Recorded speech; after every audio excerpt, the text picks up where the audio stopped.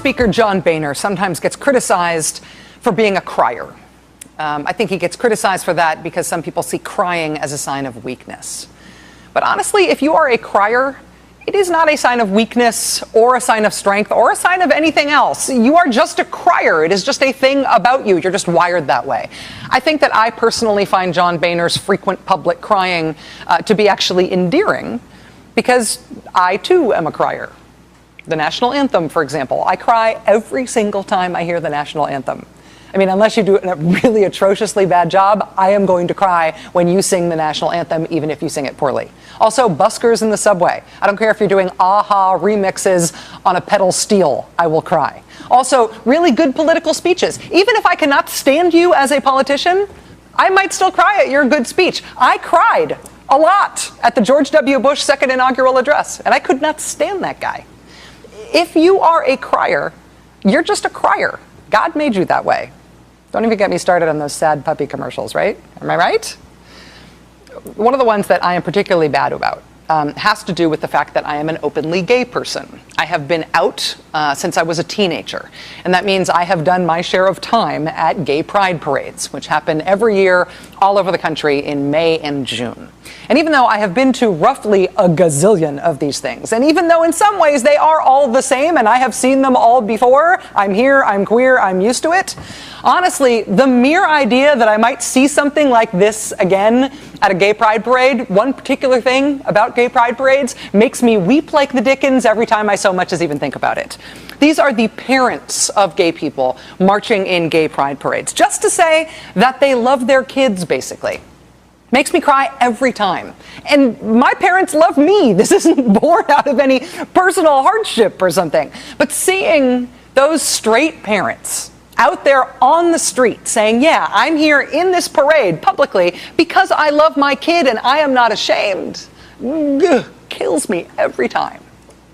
Anyway, the reason this exists, the reason this phenomenon exists in America, the reason there are all these totally normal, average moms and dads out there with this dignified, remarkable, tears-inducing public proclamation of love for their kids is because of this specific incident, this moment in time.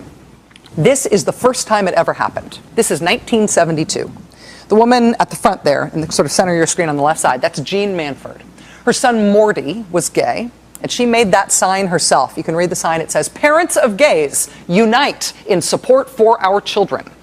And she held that sign and marched with her son in this parade in 1972. She did not belong to any group. She was not there with anybody other than her kid. But she did not like the way that her gay son had been treated in public, and she was not ashamed of him. And so she decided to make that sign and appeal to other parents who she knew were out there.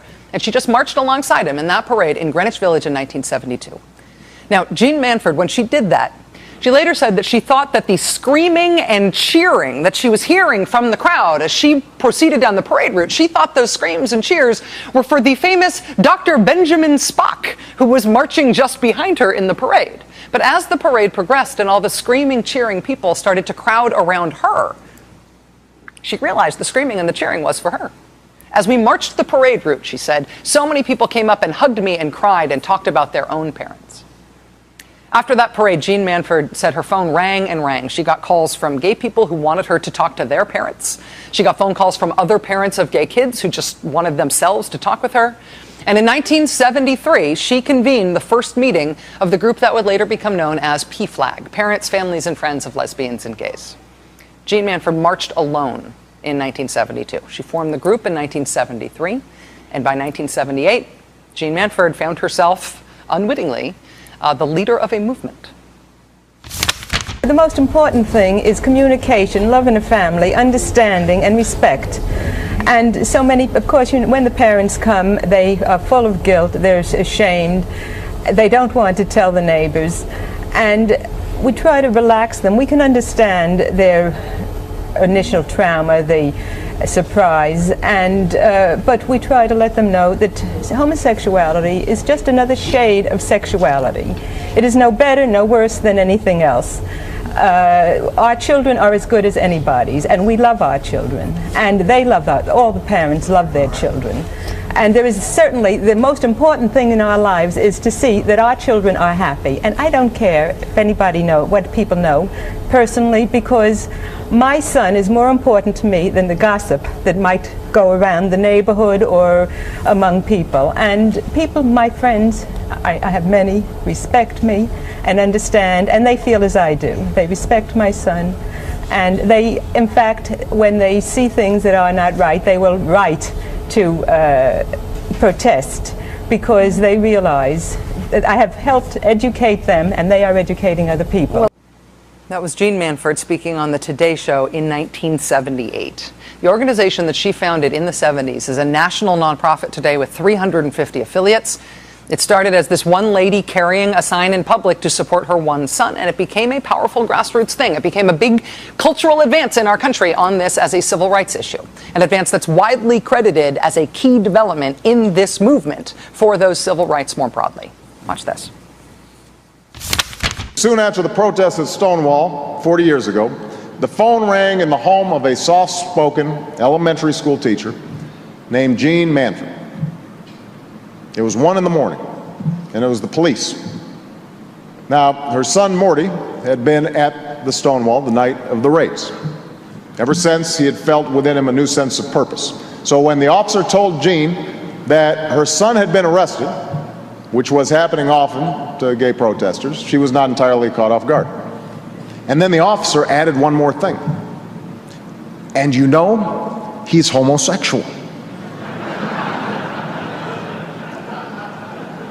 Well, that police officer sure was surprised when Jean responded, "Yes, I know. Why are you bothering him?"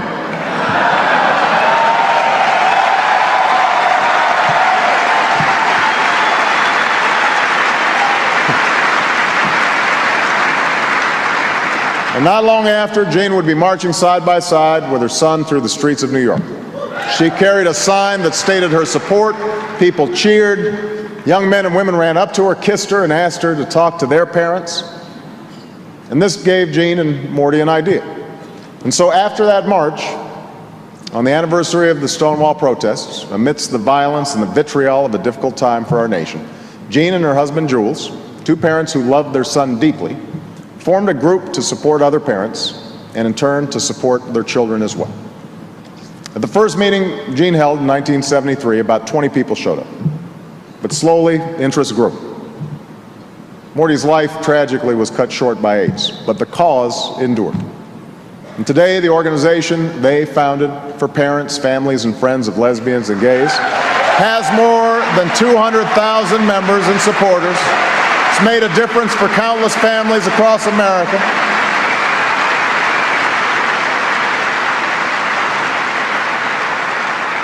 And Jean would later say, "I considered myself such a traditional person. I didn't even cross the street against the light. But I wasn't going to let anybody walk over Morty." That's the story of America, of ordinary citizens organizing, agitating, and advocating for change, of hope stronger than hate, of love more powerful than any insult or injury, of Americans fighting to build for themselves and their families a nation in which no one is a second-class citizen, in which no one is denied their basic rights, in which all of us are free to live and love as we see fit. That was President Obama speaking at the Human Rights Campaign dinner in 2009.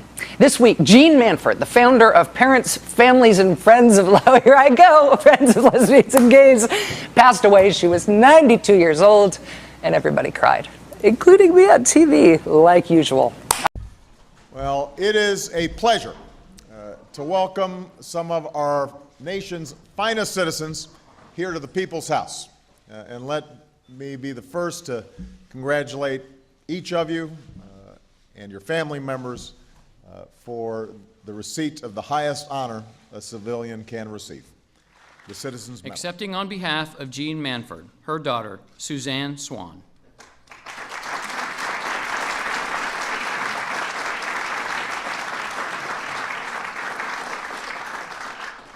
In an era when peaceful protests were met with violence and coming out was a radical act, Jean Manford knew she had to stand by her son, Morty.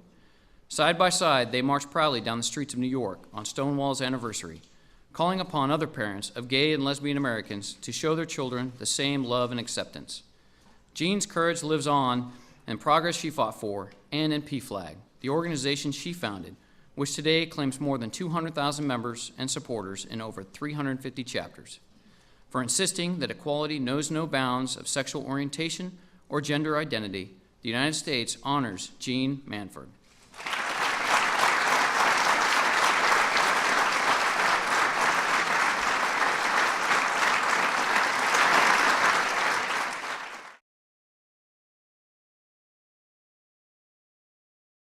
I'm happy for my mother. I'm happy for the PFLAG cause for freedom and equal rights. With all that they have gone through, to have a president that understands that people need equal and civil rights for everybody, my mother would be thrilled.